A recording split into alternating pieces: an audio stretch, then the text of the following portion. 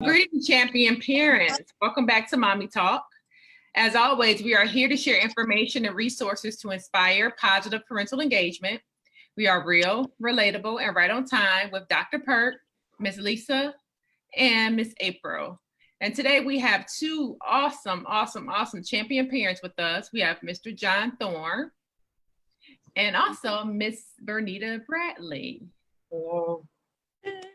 Come on in, parents and community, while we are talking about this ugly monster called coronavirus, also known as COVID-19. We are the conversation in the community. We are COVID-19, but we are discussing COVID-19, and we are ready to send your children back to school face-to-face, hybrid, or virtual learning. Let us know in the chat. So we would like to welcome Miss Bernita Bradley, community activist, and John Thorne, who is also a choir director. Yes. And community and community person. Yeah, so Bernita, Bernita Bradley, outreach and community activist, as well as Mr. John Thorne. He's also a community leader. And so that's where where the idea came to the conversations in the community. What are the people in the community talking about? Are you ready to send your child back to school face-to-face? Are you ready for a hybrid, or are you just strictly virtual? So people, if you are listening, thank you for tuning in. Type your questions in the chat, type your opinions, your voice. Let us hear your voice. Let us hear what you have to say. So we'll start with Bernita, if you can kind of tell us a little bit about yourself. Yes, I'm Bernita Bradley. I'm the owner of The Village, and it's an outreach and engagement organization in the city of Detroit. I literally do outreach and push into rooms and tables that make decisions around and about community. I do not believe any decision-making tables should happen if parents and community members are not present. I don't believe in people making decisions about us without us. I don't believe in people making change about us without us. They don't know us the way that we know ourselves, and I believe community has their own solutions, and people should always hear from community before they design programs, systems, funding, or anything that engages our communities. Amen. I like that. About us, without our consent. Hello. All right, Mr. John Thorne. All right, my name is John Thorne. I'm the executive director of a nonprofit on the east side of Detroit called the Detroit Catholic Pastoral Alliance. I'm also a teacher at U of D High School and active in many different forms and ways within the community. And so I too am a believer that the people have the power, and it's when the people exercise that voice and they're given the knowledge that we can make positive decisions and firm decisions that will also impact our communities and our neighborhoods. Amen. And this is so important that we have these conversations, and that there's so much going on right now between the pandemic, of course, the Black Lives Matter movement. And now you have this new move, well, I don't want to say new, but you have this additional movement of parents and community that feel kind of leery about students going back to school. It seems like things are just being pushed along, and the thought seems very strong with trying to focus on the economy and getting the economy going. But it's like, hello, the virus is still out there. So real quickly, if you guys can kind of give us a typical example of what your day today is like. What's a typical day for you like? So right now, my typical day is I'm zoomed out. Like everybody that does work right now. I think Zoom is mad at us. That's why I keep glitching on people. Like Zoom is like, can y'all leave me alone? But I think the other thing is our children are zoomed out and Google Classed out and all of that kind of stuff. But at the same time, we have to be here. We have to be present. Like daily, I'm on meetings and calls, whether it's city town halls or meetings with where legislators are meeting, or community organizations that are talking about education and how to engage families. because if we not there, they making those plans without us, right? Yeah. I mean, I go back to when COVID first closed down schools, and the number one thing people kept saying is, "Oh my God, how are poor families going to eat?" Right? And that's Right. all they kept pushing was food, food, food. Poor Mhm. families need to eat food, but then families was at home like, we got food, we don't have technology to do school. Mhm. Like, you never came and talked to us and asked us, right? But then when families started saying that, everybody was on the ball of, oh my God, we gotta get them tablets, we gotta get them tablets. Then they was like, okay, we got tablets now. You're giving, well, everybody don't have tablets. Let's backtrack. Everybody don't have them. I don't care what DPS says and these schools say. Everybody did not get their tablets, right? And so they gave people tablets, but then they forgot. Okay, so now people need internet, or people don't need one tablet per household. They got 4 kids, and you expecting 4 kids to show up on a Zoom or whatever, right? Whether a teacher shows up or not, but you still expecting them to show up.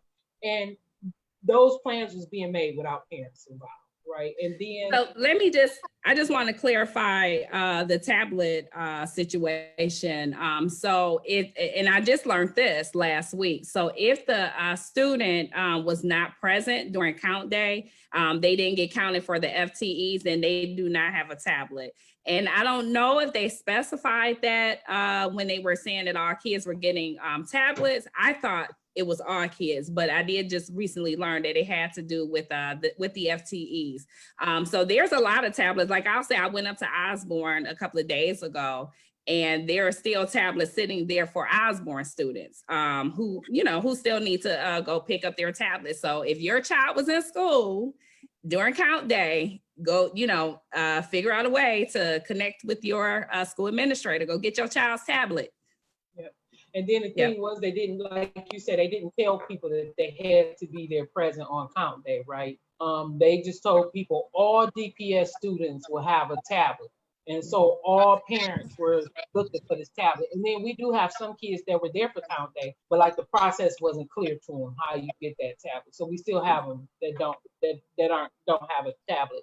And if they're like, we got kids who don't know, like, or parents who don't know that the kid has a school email and some of the information was sent to the school email, but they don't even know how to access that email because they were never given it, or they were given it like, I don't know how many years ago, so they don't know where so it should have been a better streamlined process, period. Like if they So we'll kind of, we want to follow up, definitely follow up with that. We're champion parents. We got to follow. That's some information we can help, follow up with that. So, John, I'm gonna go to you and ask you if you can tell us what a typical day is like for you as a champion parent. I don't know if it's typical. I think right now we're everything but typical right now. But in terms of the parenting, it's crazy, just trying to make sure that my son stays active, that the video game becomes the center of his life. And so keeping those things going. You went low, John. Did you check your volume, John? He's just talking. Your phone is on mute. We can't hear you. We can't hear you. I think you're on mute. Well, let me just go to some of our I can hear you. Oh, good. You can hear me? You back. Yay. Oh, I have no idea what happened. Yeah, you were just zoomed out. Yeah, I see. Technically. I was just saying that as a parent on one end, it's the work of running around and just trying to make sure my son is active so that the video games don't become the center of his life. So book clubs and different things, trying to keep him going. His 8th grade year was kind of destroyed by this virus at the end. And so getting him ready for the 9th grade year and whatever that will look like for all the students. His school right now is offering a hybrid model where the school will be broken up to Monday, Wednesday, Tuesday, Thursday. So some will be physically there and others will be online, and then they swap every other day. And then Friday is our online day for everybody. And so what that'll look like in the big picture for on the other side for the community, Zooms every day. So I had 12 Zoom meetings today. and they were like back to back to back. And so I mean, it's a crazy and hectic time, but like Bernita said, we have to be there. There are times that our voices just need to be there. We need to speak for the community. But also as well, we have been doing some of the, food resourcing, especially we have senior buildings in our community, and the seniors don't have transportation to get out and about. And so I've been delivering food and things like that weekly to 5 senior buildings not too far from us, one that we co-developed, and then others that we have no physical connection to other than they're within the community. But just trying to find ways that those resources are available to them. Okay. Okay, so Dr. Pert, I know you are going to, I know that you had a line of things you were going to discuss with our awesome champion parents. But there is just real quick before you go into that. So Mr. Thorne, Mr. John Thorne, I keep seeing, you know, your camera goes off in it, and I'm seeing this display. You know, is it okay if you kind of tell us a little bit about that? You may have to turn your camera off so the viewers can see it. And if you could tell us a little bit about that. As we've been looking at the events, we actually had the idea the week before the George Floyd killing. But one of the things that my son, we were looking at, and every time we hear of something, like when we heard of Breonna Taylor, they start raffling off names. And my son was like, I don't remember this person. Who is that? Who is this? And I thought, oh, this is a great way and a time for him to learn and understand about the people. Some people whose names he knew, some people whose names he didn't know. And so we actually went back to a woman named Laura Nelson that was in the 1920s. And then Emmett Till, and brought it up to current time with George Floyd and others, and just trying to find a way to help him understand the depth of why Black lives have mattered. While our nation issued us a check that bounced in many ways, we still found the value in each other. And so I was trying to find a way to honor, and as Catholics, we're always hanging or putting crosses up for the right to life. So I said, oh, what if we did something else and did that? And we were able to honor all these people. And so one of the things I did, I wanted to make sure that it was not just a name, but it was a name and a face. Because every time you hear a name, you can forget. But when you see the face, you can't forget the person. And so it calls you to stop. And for me, the most amazing things have been the conversations that has happened as people walk by, people from every race. And so just the conversations of us at our point and where we're at for a need for change. Wow. And, you know, that is, it's so powerful. And I would say as a parent, you know, one of the ones that really got to me was the Kanika Jenkins, you know, of course, because I have a daughter and I'm paranoid with my daughter. Sometimes, sometimes you want to just hold on to your kids because that, you know, that situation was unsolved. It was one of the unsolved murders. So I really could, I appreciate just a reminder, of our reality, and what's going on. And Bernita, real quick, a highlight of you, if you don't mind me, bringing up, and I don't want to make this about me, but Bernita is a very active, person as well in the community, powerful. And she is that the village is the perfect name for you, it is. And so Dr. Pert. Okay. What a nice we have some great people here. I appreciate you guys coming on short notice. There's some conversations that need to be had, and you are two of the best people to have them with. Thank you. Yeah, that's very commendable. Being an activist in the community, and I also like your tribute to those individuals, because Black lives matter. So given the times right now, your life as a parent and your concerns for your own children, if you all can elaborate on that, because I'm sure our viewers, our listeners, our champion parents out there will share the same sentiments given the times. Yeah, I guess my concern for my children, I have a son who's 28 and a daughter who's 16. And so I'm often thinking about my son. He's a Black young man who, at times when his car is down catching a bus through the community, he has a son himself. And all he want to do is be successful and have a nice career and take care of his son. Um, and just every time, like as a Black mom, every time I hear something about somebody getting killed, something happened at a Coney Island, something, I'm honestly like on pins and needles wondering where my son is.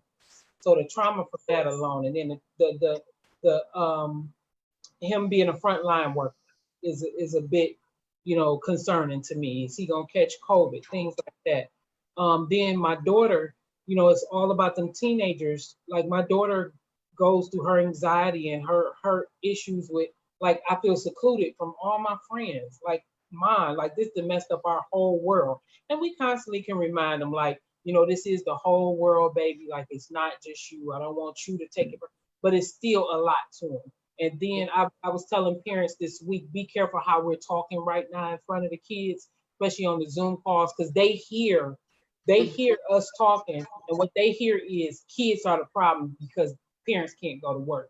They don't hear the systems are the problem.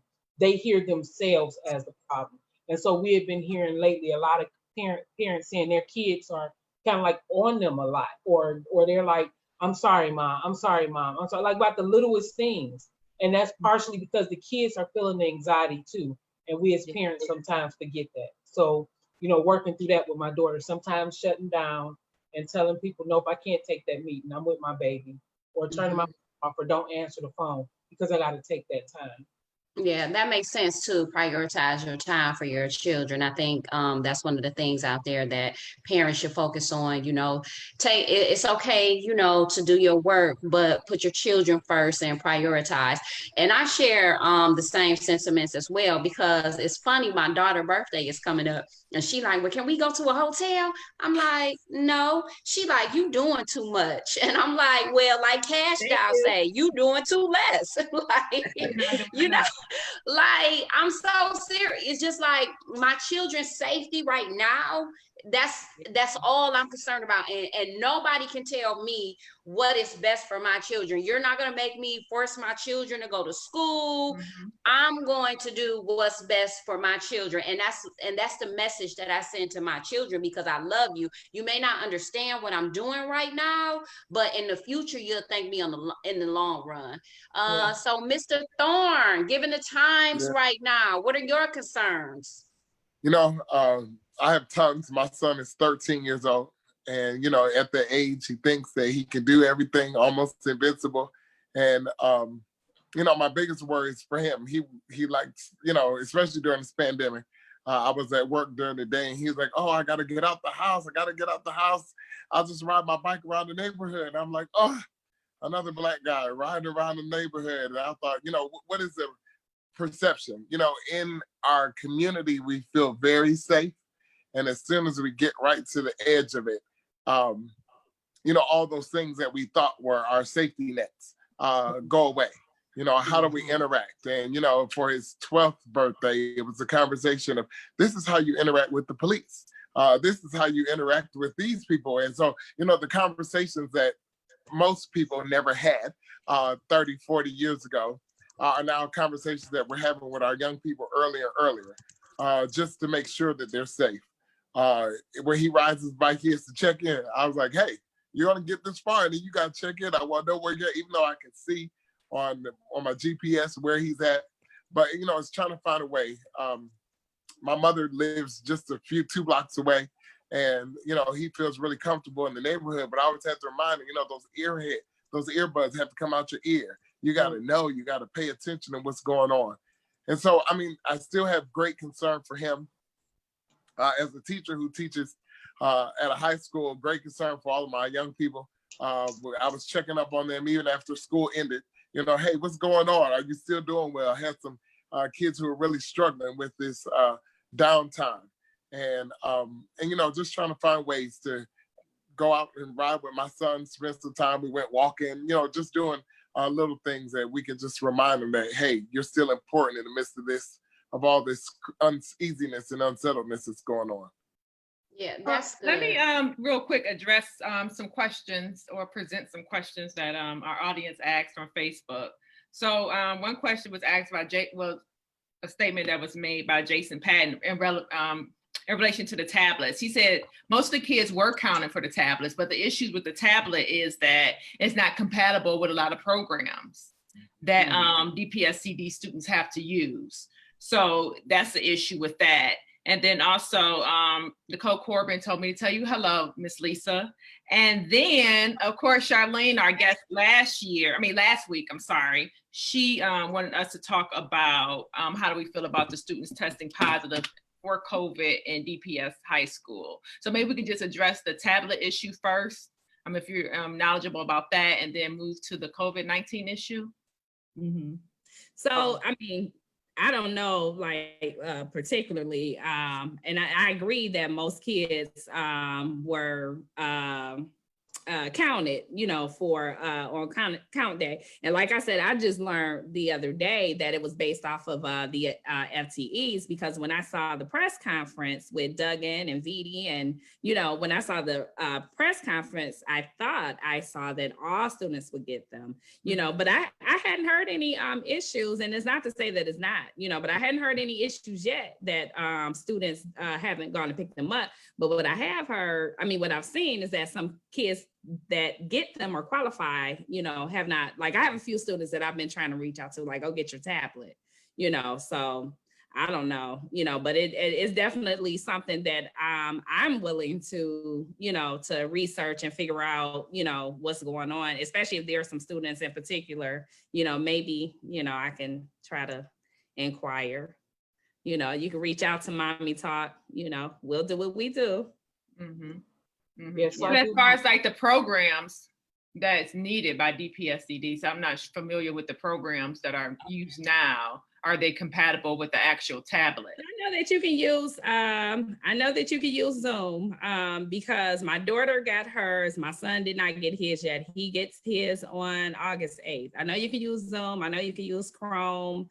So I don't know Jason, if you're still with us, let us know the programs that have been presenting an issue, and it's something we could definitely look into, but we haven't had any issues with them yet, well, I want to say yet, but we haven't had any issues. I know some of the parents were asking like for a webinar, right? Some of this could be a simple webinar for parents. It could. This is how you set up the tablet. These are the places that you go if you have error. Like there need to be a technical department set up.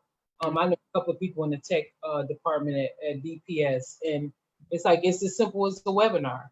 Just like you had a webinar with with kids about stuff. Have it with the parents so that they have an ongoing. Because when the school year start back, it's going to be even more online stuff. So they got to get it together now. The quicker they get it together now, the better experience all kids will have.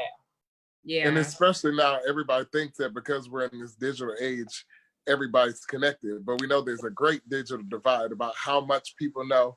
There are people who know how to use their cell phones really well. There's some people who know how to call or text, can't tell you how to do anything else. And so all of these things are things that we need to try to bridge so that the parents are able to help the kids if they ever get stuck, or else another bridge that the kids can find a way to help each other if they get stuck in the midst of these programs and things. Mm-hmm.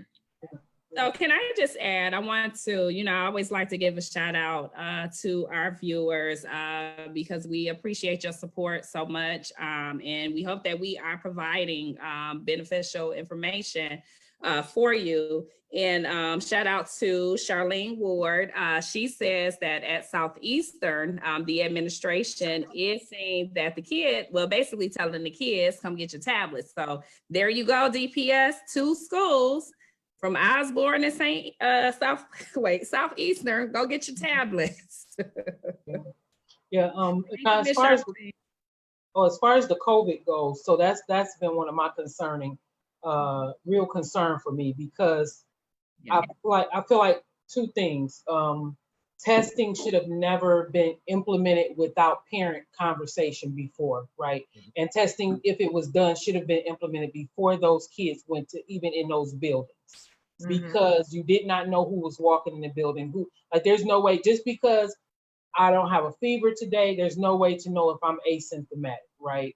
And so that's like a big fail to me on any systems that's planning and they're not planning on doing something ahead of time if they're going to test.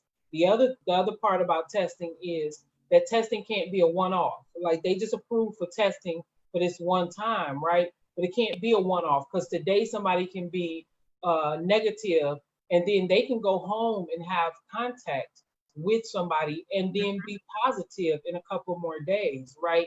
And the most disturbing thing to me was last night, me and Dr. Beatty had a back and forth on Twitter. And his exact words to me was that only 2 kids out of 270 something tested positive. And day, though, like you said, just that day though, you just never know what they contact with every day. And my thing is, but those 2 are not just 2 people. They go home to family. They've been around teachers. They've touched doors in that place, right? So we don't know how that boomerang effect is. And 2 is too many. 1 is too many. Like we don't want any of our kids to catch it. And most definitely not in communities that are already suffering from high numbers, right? So that's really a problem to me. And the mindset behind it is that I feel like they really need to be paying attention before they open back up for the fall, before they open for fall. The other side was the first week on my show, we had a teacher come on and she exposed they didn't have enough masks at one of the schools for all the kids. So how is that? You know what I'm saying? If you should have, that particular school should have said, we're going to postpone till all our masks come. And you just it's kind of like hanging kids over the fire. You can't, you know. So here's the question to that, and this question actually came up earlier. I was in a forum earlier today, so they were talking about that situation because basically the thing was that a judge ruled that it was like 600 plus kids had to be tested by Friday, or summer school had to, end in the physical, the face-to-face sense.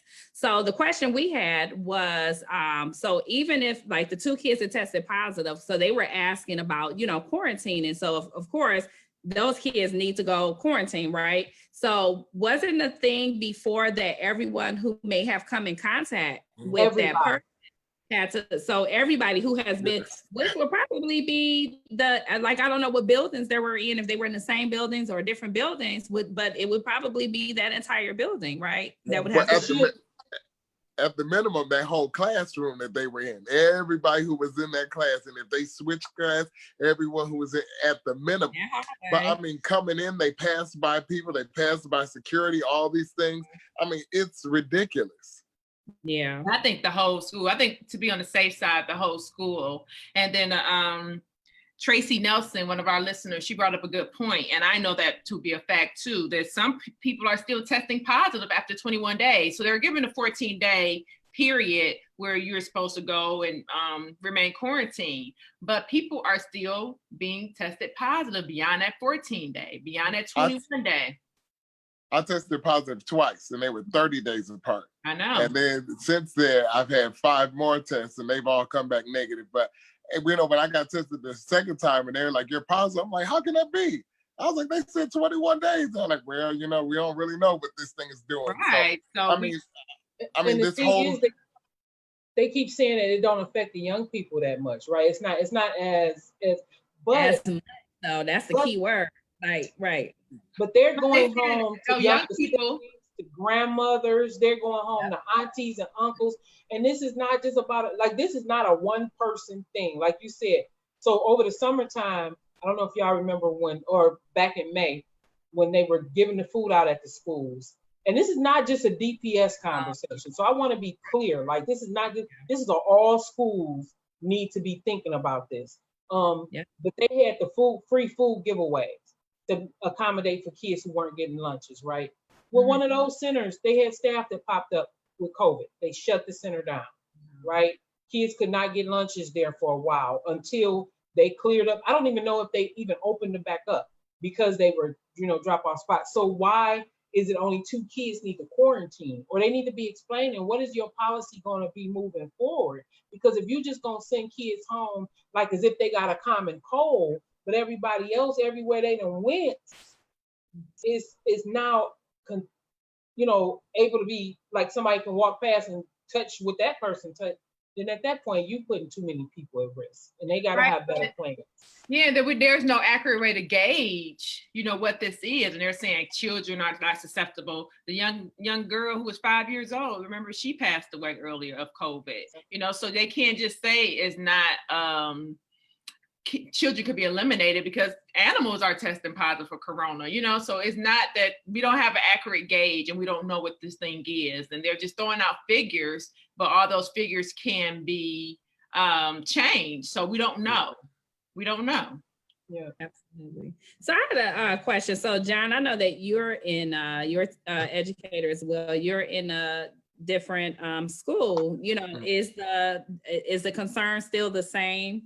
For that school, does it seem like they're trying to push the physical, the face-to-face in your school as well? Or do you feel like, what's your thoughts on that? We had, I think 6 town hall meetings with parents, and they were able to Zoom in and send all their responses and their questions. And there was a team just in our school of about 20 people who were working on what this would look like for opening up. And, they were looking at every piece of it. And all the options are there. Even though we have this, our school day option is very different because we have 8 periods a day. But because of the sanitizing and all of that and the class changes, they're only going to have 6 periods a day. And then so the next 2 periods will be made up in the first and second hour on the second day. And so it's an 8-day cycle to get through everything. In terms of a regular schedule. And so, but the parents have the option to stay at home. No matter, even if it's your A day and you're supposed to be in the school, stay at home. And even this is right now is a plan for the first semester. But if at the second semester rolls around and you still want your kid at home it is. So they're installing cameras in all the classrooms. And so if none of the kids show up, we'll be teaching from there, and they can ask questions back and forth. I can see them on the screen. And so, it's fortunate that we're at a place that has so many resources and access to resources. And I know every school district is not that fortunate, and every school is not that fortunate. And so, even as I look at my son, I'm like, oh yeah, I don't know, right. Because I know it's, and the big question is, what happens when these things are good stuff. So we having all kinds of technical difficulties this time. Yeah. Is it freezing up? So I just want to add real quick while we wait on John to come back in. So I know, Bernita, you mentioned earlier, you were talking about the digital divide. And while we're like us listening to what John is saying about his school, so I was saying that Bernita was talking about the digital divide. And so I'm listening to what you're saying with your school. So we have so again, the digital divide, but we also have the economical divide, to where one of the reasons they were saying for, districts like ours that needed to hurry up and go back to school is because they don't have access, to many things. And, sometimes when you hear stuff like that, it kind of almost sounds like it's an excuse to push, certain agendas or, policies that they have been doing all along. It's always some type of like loophole, it seems, it's like, because most of the schools, like when you think of schools in the suburbs, private schools, they're going to have and do what they need, to make things successful, but us, I think one of the superintendents or somebody was saying that the reason why we needed to hurry up and get back is because, the social economical divide, So when you think about that though, that is a systemic thing, right? That's something that instead of you fighting for kids to be in seats, you need to be fighting for funding. You need to be telling the government, because if you backtrack in March, I live 3 blocks from Grosse Pointe. Grosse Pointe is one of the richest communities in our country. Their students went home day one with tablets. Their students went home day one with plans. Like they literally wrote out a blueprint for them, right? Our West Bloomfield Hills and all that kind of stuff. They went home with plans. Not that their plans were perfect, but they went home with a plan. Our teachers and students went home with a, give us a minute, give us a minute. And then we keep hearing this, we just need you to be gracious with us. As a parent, we need you to be gracious with us. Give us time. We all going through this. Well, Grosse Pointe been going through this the same length of time we've been going through it, and they mastering it. Their children have the supports they need. So at this point, that's when our superintendents should not be talking about just disparities. They should be talking about the economical divide, and the government should be on the hook for making sure every single school has those cameras in the room. Every single school, students are sent home tablets. Like, this is not just a local thing. This is government. And people keep saying, like, you know, COVID is exposing things. COVID is showing the divide between people.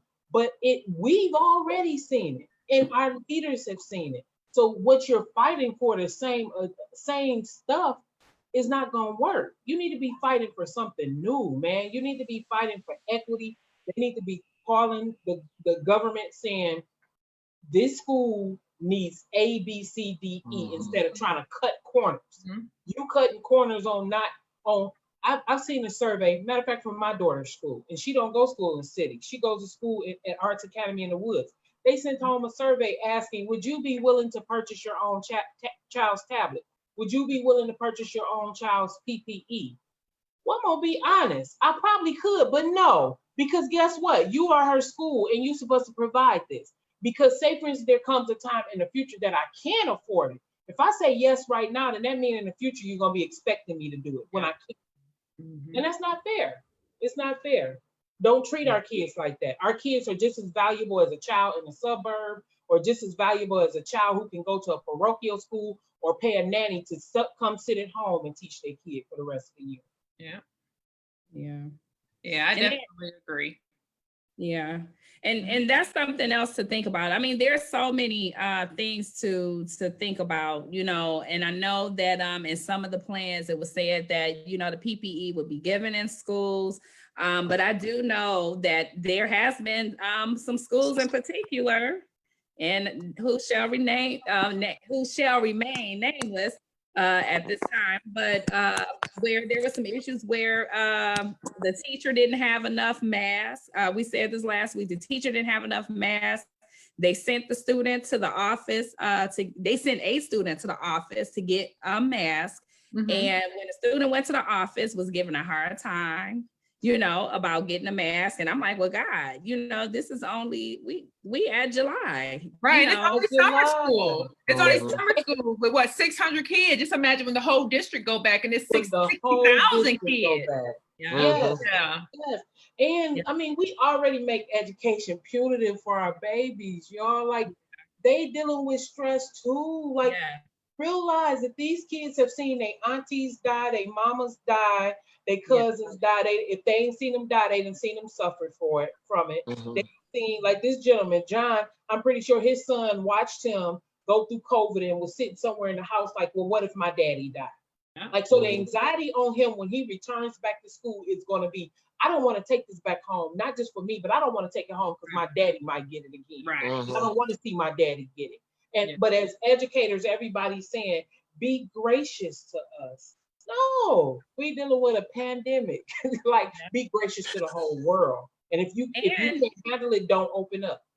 And then speaking on being, what is the antibodies? So there's now new studies talking about the antibodies. Well, they don't know how long the antibodies is going to actually stay in your system, you know, because at first, like, I remember we did the celebration for our pastor, for Father Thomas, and some of the kids, Lord have mercy, some of the people who were there, you know, celebrating, they were, you know, everybody's always concerned, like, well, you know, you got to be careful. And Father Dr. Thomas was like, well, I got the antibodies, you know. And it's like that then, you know, that was, you know, something to feel a little more confident about, like having the antibodies. But now, you know, it's no, you know, there's no, you know. You guys should have Dr. Fuller from University of Michigan, and I could connect you to her, Dr. Fuller. She's a viral specialist, and she came on my show. And what she was explaining was the cycle of this disease, right? Or this virus, like how it is actually like it is morphing as it goes, right? Like it's attaching to people, and it's saying, oh, you protected me. Oh, okay, let's build a little more force up, and the next person I attack, I'm gonna attack in a different way, or the next group of people I'm gonna attack. Like this is, it may sound like something out of a sci-fi movie, but the reality is it's here. And then the other side is you have the people who feel like it don't exist or it's a conspiracy. Even if it is a conspiracy, people are dying from it, right? And so we all got to be accountable for protecting one another, like not just us. We all got to be accountable, you know. And if something as simple as having enough masks and hand sanitizer for kids in schools is a challenge, if something as simple as that is a challenge, you should not open. You shouldn't open. Absolutely. So what do you all feel? Oh, go ahead, John. Oh, I was just saying the school districts are already saying how tight their budgets already were. Now we need to supply masks and we need to supply hand sanitizer. And I'm like, where does this come from? Mm-hmm. And I know that yesterday evening, the president was on saying, oh, well, the reason why schools should, I know, that's what I say. He said, oh, the school district should open because the children are going through difficult time with all this social distancing. They won't know how to communicate with one another. And I kept saying, but is this what you're using to validate why schools need to open? I'm like, what is going on? And they became real things that were more personal. And my thing is, okay, so you're using science and psychology to say schools should open, but nobody's giving a damn about the kids or the teachers who have to go into these buildings. That's right. But if they let everybody go in with a hazmat suit, then they'll say, oh, then you were out of uniform. Mm-hmm. Right. Where's your uniform shoes? Like, dude, it's a pandemic. Right. So do you all feel like there's any way that we can restart school in the fall physically? Any way? I don't personally. I don't. And this is not a bash parents who decide to send kids. I don't. Oh, okay, let me backtrack. A way that school can start in person, this is the way I feel, is if our United States government distributes a stimulus packet for families. The stimulus packet has to be on a monthly basis, like France, like Germany, who's giving out money to their people. They're giving a sustainable living wage to families until this thing is over. Every household should have this. Not only should every household have it, but businesses need to understand if there's a father and a mother or an auntie and an uncle or whoever in the household, one of them should be permitted to stay home, or both of them should be permitted from their job to fluctuate and still get this stimulus, right? And educate their children at home. Now, the flip side is people keep saying, well, parents can't educate their own kids. You'll be amazed the parents that can. It's about equipping them with the right tools. Quit dumbing down Black people. Black people know stuff. You just making it so hierarchy all the dang on time when you send it home work that they don't understand it. Simple thing is, if the tablets are broken or they not uploading stuff, give them the tools to upload the stuff. Mm-hmm. And then that's what a mom can do it. But if a mom or a dad has less pressure on them that they're gonna lose their job, because right now that's what they're pushing. That's what Trump lowercase t is pushing. He's not pushing education. He's pushing an economy to come back. Mm-hmm. He could care less if our kids go in those buildings and every last one of them die. He would not care. He'll say, oh, well, that's what happened. But they need to be pushing stimulus funds. And if they do that, then it takes the pressure off them. Families can stay home. A mom can stay home and help their child hopefully better. The other way I said is that we got college students who can't go back to college. If we could have a plan to make some of them parapros. White people done had it for years, where they have a parapro come in their household and educate their kids. You can pay a parapro to educate a kid on their block or something, and let them still go to college and pay them some type of way. But every bit of way, they want to make stuff punitive. The PUA that they gave people lost food stamps when they got PUA. How much sense does that make? Like, you giving them something to help them, then you take something else from them. Away. Yeah. Yeah, also, what is that? Uh-oh. I think it's frozen Like up. technology. In which we live, but we don't know it, so we don't tap into it. Okay, John, I'm sorry, you froze for a few minutes. Can you just repeat? Yep. Yeah, I'm sorry. I said, what does the village look like for us? You know, everything that we need has always been in the village. We may not have known it. And so if we tap into those resources, hey, I might be awesome at English. And so, hey, let me help the kids with English. And, oh, you know, Lisa, you're wonderful at math. So now we start using that village connection to do what people have done for ages. Because that's really what the homeschooling model is really built on, that no parent is fully equipped to do everything.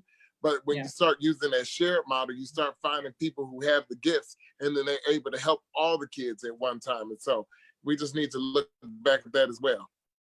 Absolutely. And understand that learning is everywhere, right? Because you might know how to garden. And if you know how to garden, getting a group of young people together and socially distanced garden, that's education. That's teaching them survival. If an uncle knows how to fix on a car, and he's willing to teach our Black boys how to change some oil, Lord Jesus, teach them how to change the oil. At least they're learning something, right? Teaching measurements of the oil, whatever. That's still learning. It happens everywhere. That's that village model. That's how we survive. And I'm a believer, ain't nobody coming to save us. So we got to save ourselves. Yeah.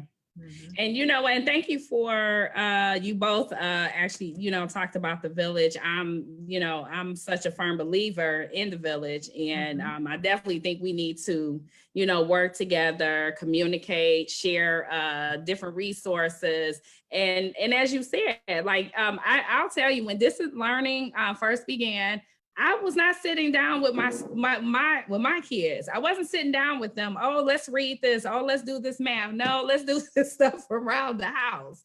You know, let's get outside and plant some flowers, or, you know, let's think about some things, some changes we want to make around the house, you know. And that was just more, at that time, it was kind of more comfortable for me, because I felt like it was just, you know, we're all going through anxiety, you know. I'm telling you, I say this every taping. They probably gonna think I'm crazy, but I know I'm going to get therapy, and I'm looking.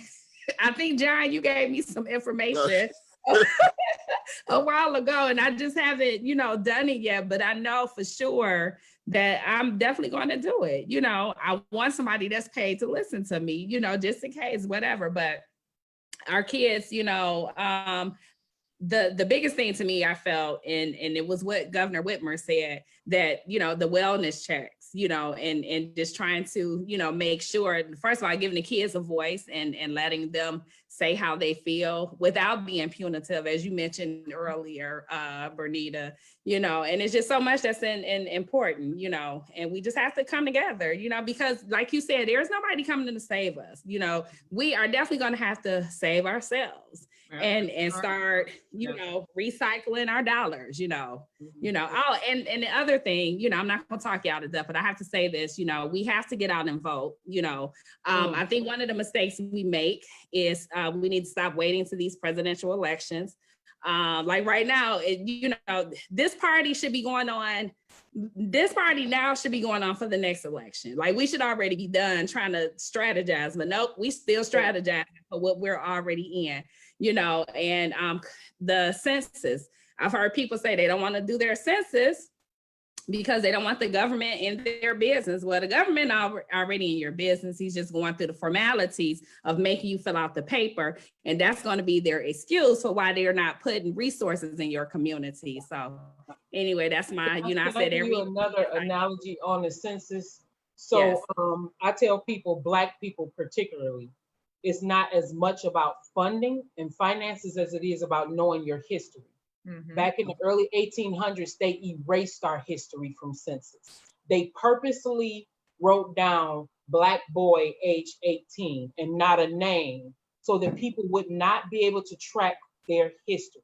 So when you choose to not do the census, you are allowing to happen what happened to us by slave masters in the old days, because you are erasing a part of your past, because 70 years from now, you are going to be searching for your history. And the other thing is, for people who don't know, reparations is tied to who you came from, where you know you came from. And so say, for instance, our United States government does come up and say they're giving us reparations.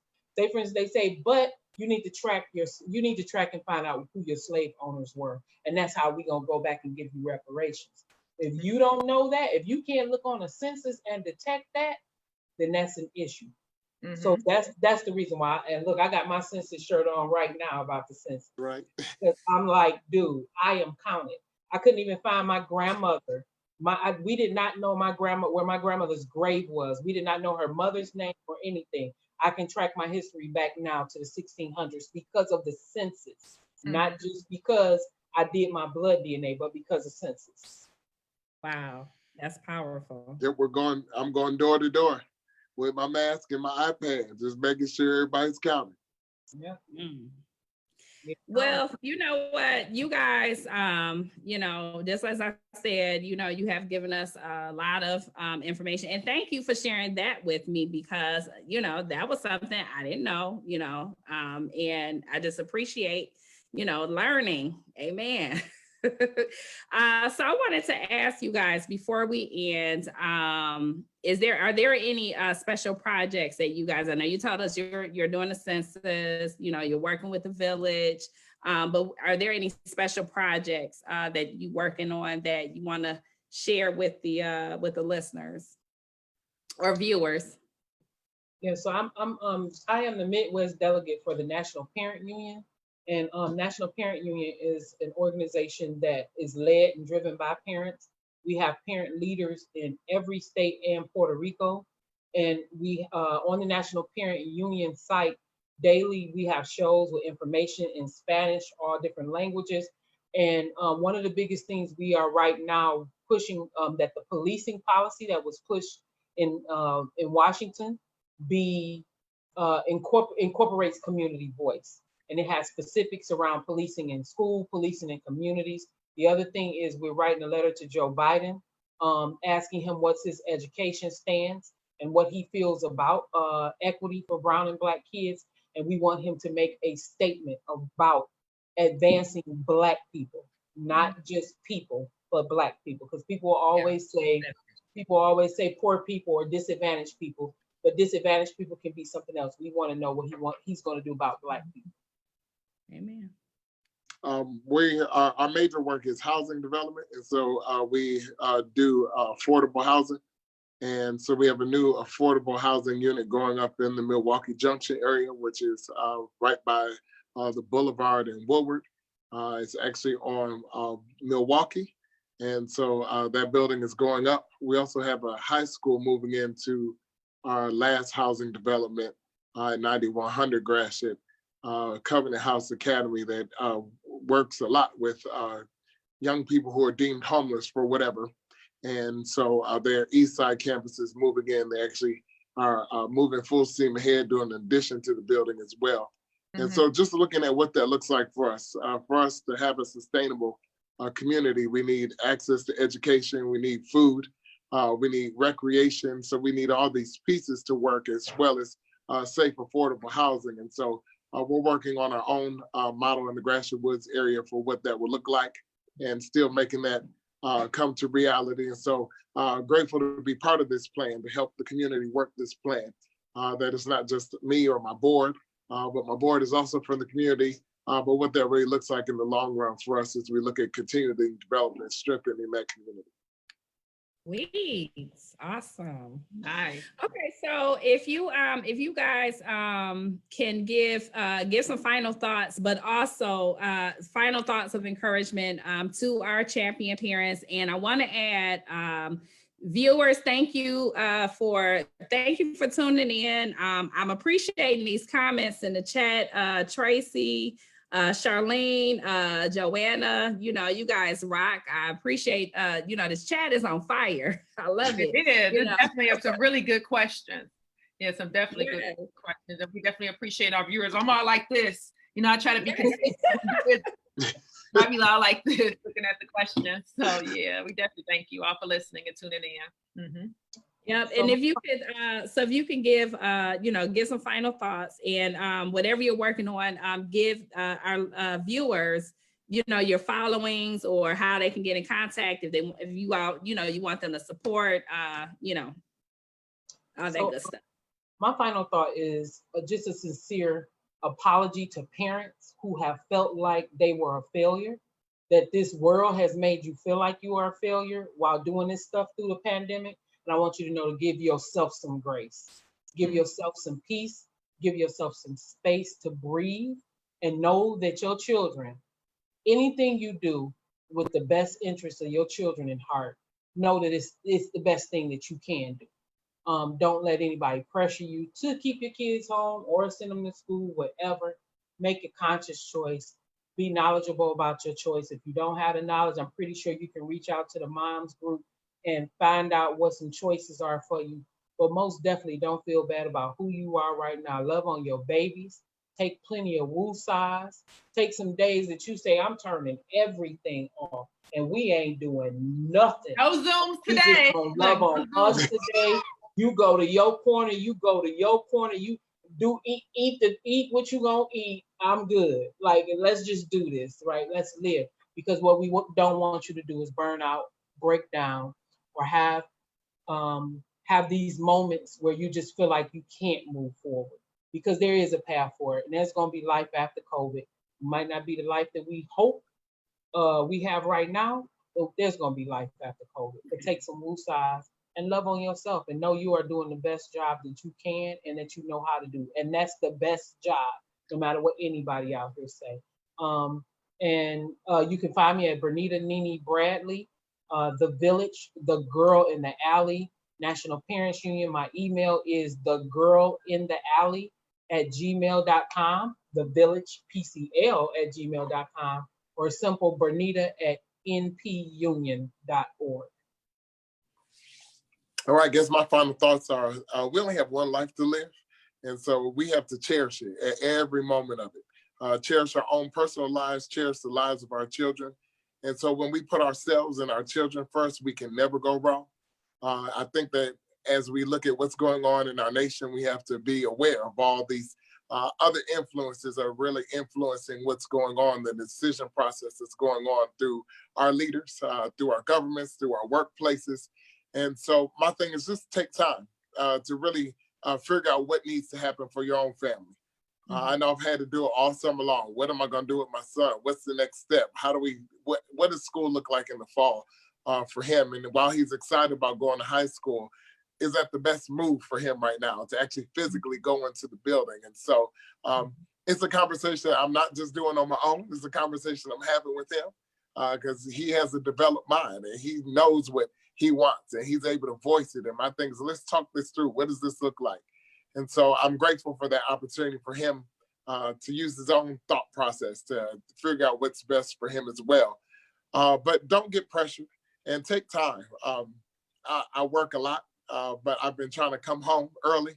I get off Zoom. Sometimes I Zoom home. I just throw it in on my seat and let it play and I give words and keep moving. But then get home and try to ride my bike with my son or go outside with my son. So just trying to find time to take this time because this time is never going to come again. And so if we don't appreciate the moments that we're standing in, and it's a historical moment for all of us as a nation as we go through this pandemic, but it's also another reminder that all these things are fleeting. They used to say here today, gone tomorrow, and now it's here today, gone today. And so we just really need to make sure that we make the best and live the best of our lives and be advocates for those who have no voice and for those who feel that they have absolutely no voice to strengthen them so they can find their voice and work on behalf of not only them and their families, but also the communities in which they live. Amen. Awesome, awesome. Lots to think about.